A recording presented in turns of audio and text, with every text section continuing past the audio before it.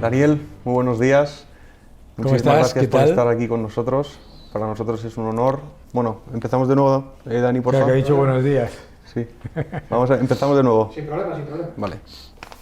Bueno, Daniel Lacalle, muy buenas tardes. Doctor en Economía, analista económico y uno de los economistas más reconocidos y prestigiosos del mundo. Es para los jóvenes de VIH es un honor que estés esta tarde con nosotros. Muchísimas gracias por aceptar la invitación. Muchísimas gracias a vosotros por invitarme, un gusto. Muchas gracias. Bueno, como hablábamos, el tema que nos ocupa hoy es la economía en tiempos de pandemia. La situación económica que estamos atravesando desde ya principios del año pasado, estamos acercándonos a la mitad del 2021 y la situación económica sigue siendo, una gran incógnita, ¿no? Entonces queríamos preguntarte cuál es tu valoración sobre la caída del Producto Interior Bruto de España, casi el 11%, que nos ha situado a la cola del ranking de la OCDE. ¿Crees que se debe únicamente a decisiones económico-políticas? ¿Tiene que ver el modelo productivo de España en esta tremenda caída en la economía española? La caída de la economía española ha sido una caída que tiene varios factores, ¿no?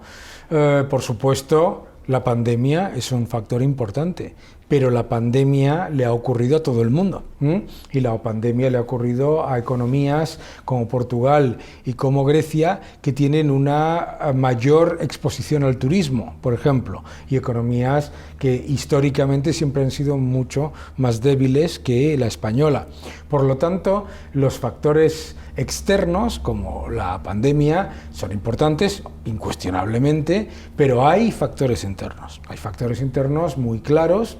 España es el país de toda la Unión Europea que menos ayudas al tejido productivo ha dado y a la vez con que más déficit ha tenido. ¿Por qué? Porque es el único país de la Unión Europea que se ha obstinado no solamente en mantener, sino en aumentar los impuestos. Porque es que muchas veces se dice, no se bajaron los impuestos. No. Durante la crisis, en España se aumentaron los impuestos. Aumentaron impuestos indirectos, se aumentaron los costes laborales, etc. Entonces, claro que hay factores internos, ¿no? No es una casualidad que la economía española lo haya hecho mucho peor que sus comparables y mucho peor que países en los que la exposición al turismo es mayor y en algunos casos, como es que el caso de varios países de Latinoamérica, México, etcétera, que además de una alta exposición al turismo tienen una alta exposición al petróleo. Porque nos olvidamos que el petróleo se desplomó en el año 2020 y eso hubiera sido un factor que haría de viento de cola para España. Y sin embargo, nosotros hemos caído más que países que exportan petróleo, ¿de acuerdo? Por lo tanto, hay muchos factores. Para mí el más importante ha sido el desastre del estado de alarma y la decisión, que ha sido una decisión política, de llevar a cabo unos cierres de la economía absolutamente devastadores, sin el más mínimo nivel de apoyo, ¿no? Sí. Luego hablaremos tenemos el bloque de los impuestos. Recuperación económica. Se ha aprobado un plan de recuperación, unos fondos europeos que van a ser destinados a España. ¿Estos fondos europeos van a estar, o la gestión de estos fondos europeos, estarán tutelados por la Unión o será algo completamente discrecional del Gobierno de España? Bueno, los fondos europeos tienen que ser aprobados por la Comisión de Economía y Finanzas de la Comisión Europea. Por lo tanto, lo que tiene que hacer el Gobierno es presentar una serie de proyectos que sean proyectos serios, proyectos con rentabilidad económica real, proyectos que incentiven la productividad, el crecimiento económico y la digitalización. Pero en cualquier caso, nos olvidamos de un factor esencial. Este tipo de enormes planes de estímulo tienen una bajísima efectividad, ¿vale? Ya lo hemos vivido con el Plan de Crecimiento y Empleo del año 2009 y el Plan Juncker. Y sobre todo no están hechos para solventar problemas estructurales de la economía o problemas fiscales del presupuesto. Están para fortalecer en digitalización, en innovación, en cambio climático, etc. Eso significa que no va a solventar los problemas ni de solvencia ni de liquidez de las empresas, y que, por lo tanto, no debemos concederle ese nivel, digamos, de tabla de salvación que se le está dando. ¿Son importantes? Sí. ¿Es importante que se hagan bien? Sí. ¿Hay un riesgo de que se hagan de manera política y dirigida desde el poder político? Absolutamente. No, es que ni siquiera lo ocultan, ¿no? Claro. O sea, el gobierno claramente quiere que se perciba la intromisión y la dirección gubernamental en esos fondos, y no lo oculta, ¿no? Por lo tanto, si ya sabemos que la efectividad de programas como fue el Plan Juncker, es que nos olvidamos del Plan Juncker, a veces fueron centenares de miles de millones movilizados, ¿verdad? Como el Plan de Crecimiento y Empleo, pues sabemos que ya tienen baja efectividad. Adicionalmente le añadimos la voluntad política de que sean dirigidos de manera política e intervencionista, pues el riesgo es mayor. Hay una partida dentro de, que insistimos que está sujeto a aprobación, pero hay una partida en la primera mitad del plan que se destina, creo que es un 5%, a energías renovables. Y aprovechando que eres un experto en energías renovables, ¿nos podemos estar acercando a una burbuja, a un boom, más aún del que ya tenemos, a que explote la burbuja de las renovables? No creo.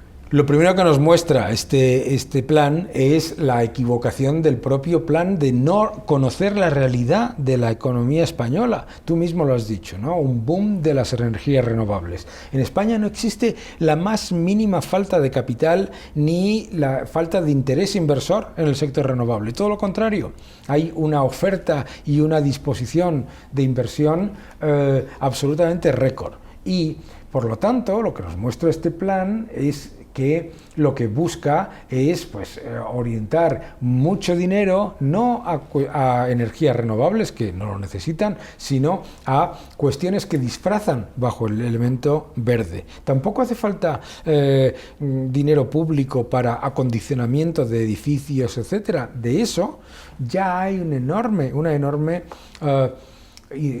interés del capital privado, ¿verdad?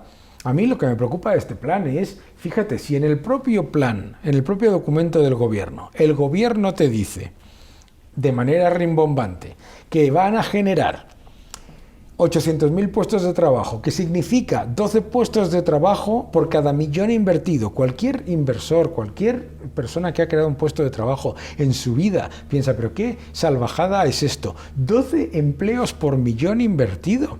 Cualquier emprendedor, cualquier trabajador, cualquier persona que haya montado un negocio dice, pero esto es un despilfarro total, que va a generar una mejora de las exportaciones de un 0,2%. Es decir, nada, ¿sabes? Nada en un país que ya exporta el 33% de su Producto Interior Bruto. Entonces, es un plan claramente dirigista, desconocedor de la realidad de la economía española, y volviendo al tema de los renovables, yo no veo absolutamente ningún problema en el mercado de capitales y en el mundo inversor privado para invertir no lo que hay, sino mucho más. Sí. Pasamos al bloque de impuestos. Muchas veces se defiende que es necesario bajar los impuestos para que la actividad económica se reactive y, por tanto, haya más renta disponible que conlleve a una mayor recaudación. ¿Crees que nos estamos acercando a una subida de impuestos? ¿Se deben bajar para que efectivamente se termine de reactivar la economía, para que haya más renta disponible, mayor recaudación? Por otro lado, ¿se debe recortar en el tremendo gasto público que tenemos actualmente? A ver, muchas veces se habla de los impuestos desde un punto de vista recaudatorio. Los impuestos no se fijan en base a lo que el gobierno se quiere gastar y de ahí, por lo tanto, tiene que recaudar, ni se fijan en base a lo que vaya a crecer o dejar de crecer la economía. Los impuestos tienen que ser un incentivo y son también un desincentivo. Piénsalo, si el gobierno pone impuestos al azúcar, a la gasolina, a todo tipo de cosas. ¿Para qué? Para desincentivar el consumo de esas cosas, ¿de acuerdo? Los impuestos a la inversión, al ahorro, etcétera, desincentivan la inversión y el ahorro.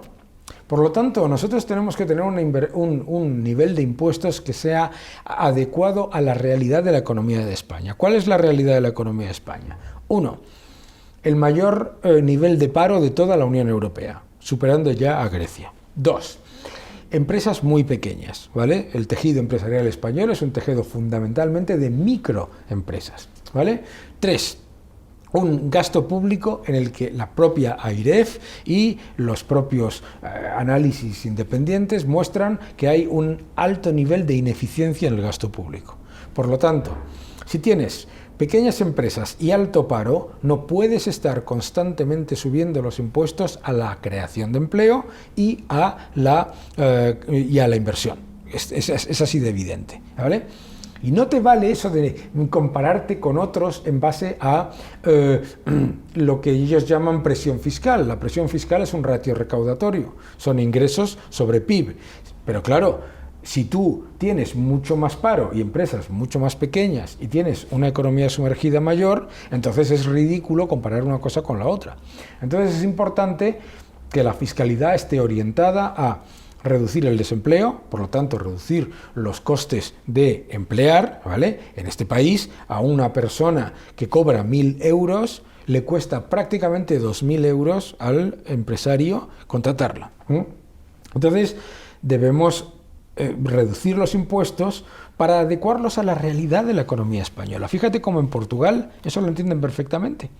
En Portugal a nadie se le ocurre la idea de queremos subir los impuestos igual que los noruegos. Dicen, un momento, los noruegos tienen petróleo, tienen toda una cantidad y además son muy pocos. Nosotros tenemos otra economía, tenemos que adaptar nuestra fiscalidad a esa economía y por eso tiene una fiscalidad orientada a atraer capital, atraer inversión y a el máximo posible. Eso es lo que hay que hacer, ¿no? Lo que hay que hacer es claramente España tiene un problema evidente, tiene unos impuestos muy altos a nivel normativo y, sin embargo, recauda ópticamente poco. Y la razón por la que recauda ópticamente poco es porque tiene un enorme paro, unas empresas más pequeñas y mayor economía sumergida. Pues en vez de centrarte en subir los impuestos a los que queden, céntrate en esos 3 factores y recaudarás más. Siguiendo hablando de impuestos, a los jóvenes de Villa Cisneros nos preocupa como concepto un impuesto en particular, que es el impuesto de sucesiones. Conceptualmente, insisto, ¿qué opinión tienes al respecto de este impuesto? Bueno, el impuesto de sucesiones es un impuesto inmoral. Es un impuesto inmoral. Primero, es indefendible moralmente, ¿vale? O sea, piénsalo que una persona, una familia, tras pagar impuestos en todo, por el capital, por el ahorro, por el trabajo, por el consumo, etcétera, etcétera, etcétera, consigue ahorrar lo que ahorra, compra una casa o lo que sea, ¿de acuerdo? Y cuando te mueres, le cobran a tus hijos o a tus familiares por el fruto del ahorro generado después de haber pagado impuestos toda tu vida. O sea, entonces, es profundamente inmoral, además, por otro factor, no tiene nada de redistributivo. Recauda muy poco, pero además de recaudar muy poco, es un impuesto que, por ejemplo, una familia recibe un inmueble, no recibe, dice, no, el que hereda 1 millón de euros, no heredas 1 millón de euros, heredas un inmueble valorado por el catastro en 1 millón de euros, que no significa 1 millón de euros o 200 o 300 o 150, y 1.000, me da igual. La cantidad no me importa.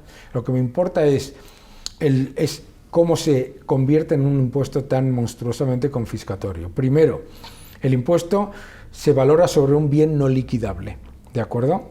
Segundo, ese impuesto se valora basado en unas tasaciones de catastro que en la inmensa mayoría de España están completamente alejadas de la realidad de lo que es el valor de mercado. Tercero, tú tienes que pagar impuestos en caja por una cosa que no vas a vender y que probablemente no puedas vender. Cuarto, Cuando no puedes pagar esos impuestos, renuncias a la herencia, la comunidad autónoma se convierte en el mayor gestor inmobiliario del mercado local. ¿Y qué es lo que hace la comunidad autónoma con esos inmuebles de las familias que han rechazado su herencia? Los subasta. ¿Los subasta a quién? A los ricos. ¿Quién compra esos inmuebles? Los ricos. Los ricos que pueden comprar varios inmuebles y además ¿a qué? A descuento. Es decir, a ti te ponen un impuesto que tú no puedes pagar basado en una tasación que después cuando lo subastan se lo venden por debajo del precio, no de tasación, sino por debajo del precio de mercado a grupos inmobiliarios. Fantástico. Redistribución cero es absoluta y totalmente inmoral. Y además penaliza lo que ha sido toda la vida en este país, la transmisión de la riqueza más eficiente que ha habido, que es que los padres, los familiares, acumulan un pequeño patrimonio y se lo trasladan a sus hijos. Penalizar el ahorro es una salvajada. Nos han llegado muchas preguntas de amigos de los jóvenes de Villa Cisneros y una de ellas va dirigida a la propuesta reciente de Íñigo Errejón, por ejemplo, de acortar la jornada laboral semanal a 4 días. ¿Qué opinión te merece esta jornada reducida? Y como segunda pregunta, ¿se pueden mantener los mismos salarios con aparentemente menos productividad? Bueno, él dice que aumentaría la productividad, lo que no tiene es ninguna evidencia de que ocurra, ¿de acuerdo? Pero el problema de todo esto es decidir la jornada desde un punto de vista dirigista e intervencionista, es decir, 4 días, o 5 días, o 6 días, o 7 días, o 2. ¿Por qué no 1? ¿No? Lo que es de nuevo tomar una decisión completamente dirigida sin entender la diversidad del tejido productivo, ¿de acuerdo? O sea, la evolución de las empresas y de la economía mundial va hacia mayor flexibilidad, no a menor, ¿no? Entonces, entrar ahora en el debate de la semana de 4 días, cuando ha sido un fracaso en países que tienen un nivel de paro que es menos de la mitad, muchísimo menos de la mitad que el nuestro, me parece en sí mismo una tontería, pero que vuelvo al tema, que no se trata de hablar sobre la jornada de 4 días, sobre la semana de 4 días, sino sobre entender cuál es la posición en la que le dejas al tejido productivo, ¿de acuerdo? Y claro, en un país de microempresas, eso es claramente negativo para las empresas. Las empresas que tengan que verse obligadas a tener sus trabajadores con una semana laboral de 4 días, pero como todas las empresas tienen que funcionar de cara a sus clientes, etcétera, probablemente pues 7, no van a poder contratar a más gente. Entonces es claramente negativo para las pequeñas y medianas empresas y es absolutamente innecesario entrar en ese debate en un país que tiene un 17% de paro. Otra de las propuestas que hemos escuchado recientemente es efectivamente la intervención del Estado en el mercado inmobiliario y concretamente en el mercado del alquiler. Hay estudios que dicen que a cuanta mayor intervención del Estado en el mercado del alquiler, menos oferta hay. ¿Qué puede pasar si efectivamente el Estado se mete de pleno en gestionar o intervenir el mercado del alquiler? Bueno, cualquier español que no sea amnésico o que lea, lo único que tiene que hacer es ver el efecto devastador que tuvo la ley de alquileres del año 64. Porque lo que quiere hacer Podemos es exactamente copiar punto por punto la ley de Franco de control de alquileres. Claro, ¿qué es lo que ocurrió? Pues que primero tienes un efecto de oferta, pero no solamente de oferta, tienes un efecto de falta de acondicionamiento de los inmuebles, etcétera. Todos sabemos cómo estaban los inmuebles, aquellos en los que había una serie de inquilinos que estaban pagando pues unas cantidades completamente fuera, no de la realidad de mercado, sino de la realidad de los costes que incurre el inmueble para existir y para mantenerse, ¿no? Entonces, pues la evidencia la hemos tenido en Barcelona. Ha caído un 10% el número de contratos, la gente se encuentra con más dificultades para encontrar un piso en alquiler. ¿Qué es lo que hay que hacer para mejorar el acceso al alquiler? Pues es que es tan evidente como todo. ¿Qué es lo que hay que hacer para mejorar el acceso a alimentos frescos? Tener más oferta de alimentos frescos, ¿de acuerdo? Tener más supermercados, más tiendas, más distribuidores, pues lo mismo, exactamente lo mismo. La idea de que el alquiler es una cosa completamente distinta al resto y que no funciona por las leyes de la oferta y la demanda es una sandez, ¿sabes?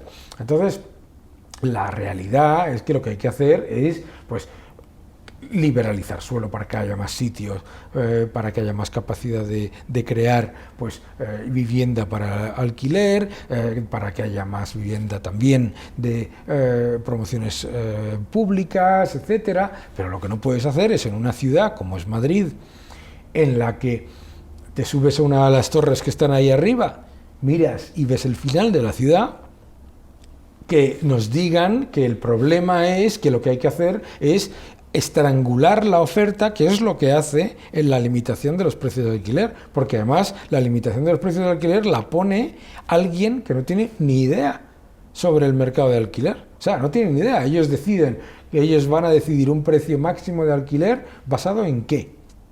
No en lo que digan los expertos inmobiliarios, sino en lo que digan ellos. Bueno, pues ya te puedes imaginar. Otra propuesta de Escribá, hablando del cheque de 12.000 euros, si uno opta por no jubilarse cuando le pudiera tocar, ¿esto puede llevar a una mayor recaudación si la persona en cuestión continúa trabajando? ¿Qué consecuencias puede tener? ¿Qué es lo que ocurre con esa propuesta? Pues que es exactamente lo mismo. ¿Cuál es el problema de la propuesta? Ni siquiera lo que tú me has preguntado.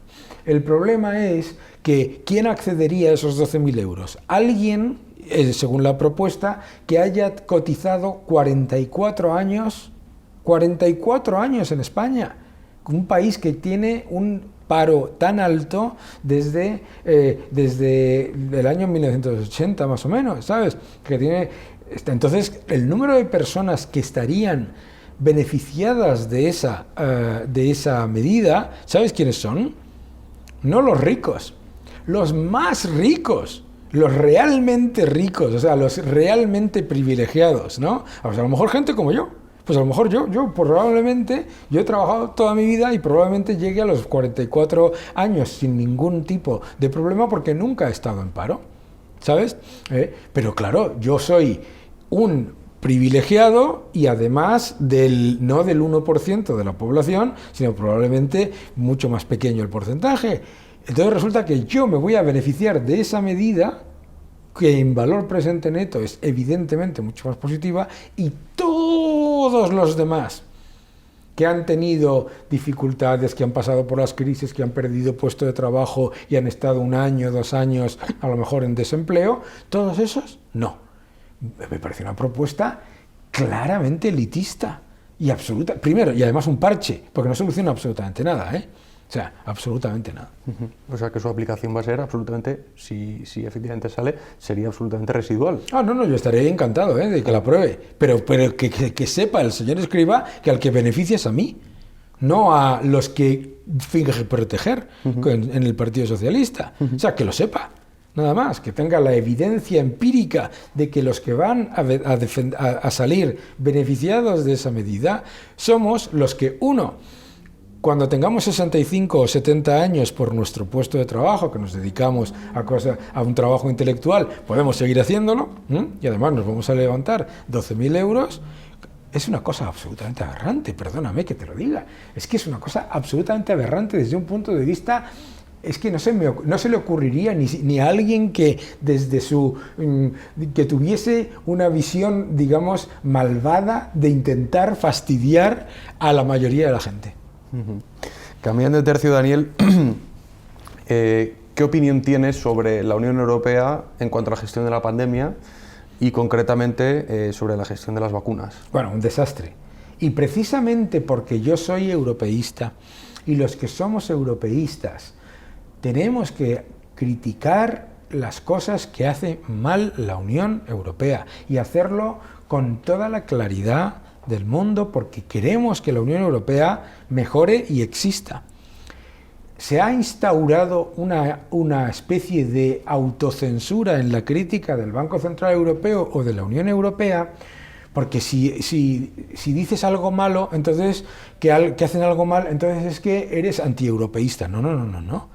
O sea, decir lo que es una evidencia empírica en todo el mundo. Viajas a cualquier sitio del mundo y ves que una economía tan potente como es la Unión Europea va por detrás de Emiratos Árabes, de Chile, de Israel, de Reino Unido, de Estados Unidos, etcétera, etcétera, en vacunación, pues nos deja muy mal. Nos deja muy mal y es muy triste, yo que vivo en el Reino Unido, leer que 1 de cada 5 votantes que estaban a favor de permanecer en la Unión Europea se han pasado al lado del Brexit por el desastre de la gestión de las vacunas, que ha sido burocrático, ineficiente, mala previsión, muy mal. Y muy mal. Y yo creo que, ya te digo, como persona que quiero que la Unión Europea crezca, mejore y se convierta en un referente a nivel mundial, hay que criticar esto porque además o sea, crisis va a haber en el futuro. Y es importante que la Unión Europea responda de manera eficaz para que la gente que no es europeísta y que ve lo mismo que vemos tú y yo y que vemos este desastre, no utilice esa mala gestión para destruir la Unión Europea. Yo quiero que la Unión Europea siga y que se haga más fuerte, pero tiene que reflexionar sobre lo que ha sido una gestión atroz. Por las fechas, Daniel, nos acercamos a las elecciones autonómicas la semana próxima. Tenemos que preguntarlo. Simplificándolo mucho, podríamos decir que se enfrentan 2 modelos económicos, o se presentan 2 modelos económicos. ¿Qué valoración tienes de cada uno de ellos? Hombre, no es simplificarlo, es una evidencia empírica, ¿no? Tú tienes un modelo que es expoliar a impuestos, aumentar el gasto en lo que sea como sea, el gasto público, en lo que sea como sea y sin la más mínima reflexión sobre su eficiencia, y poner al sector productivo y al sector privado como al servicio del sector público y no al revés, y lo contrario, ¿vale? Y lo contrario, y una administración, la del Partido Popular, que lo que quiere, que tiene un modelo que es que el sector privado florezca, que haya unos impuestos atractivos y que haya una libertad de elección de educación, de sanidad, de cuándo quieres abrir o cerrar tu negocio, libertad en muchos aspectos, ¿no? Entonces, es efectivamente libertad o socialismo.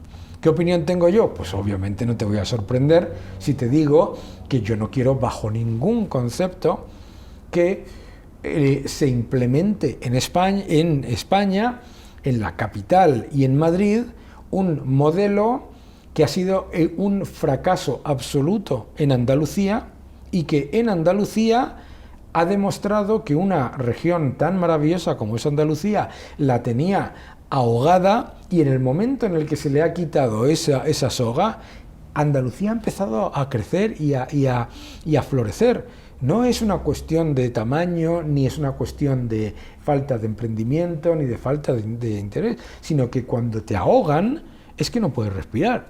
Entonces, lo que quieren es, unos, el socialismo y la izquierda radical, ahogar, y otros que te dejan respirar.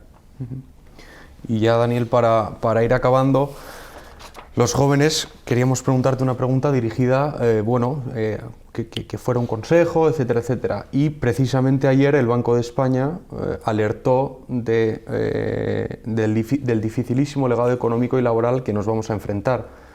¿A qué retos efectivamente nos vamos a enfrentar y qué consejos nos das?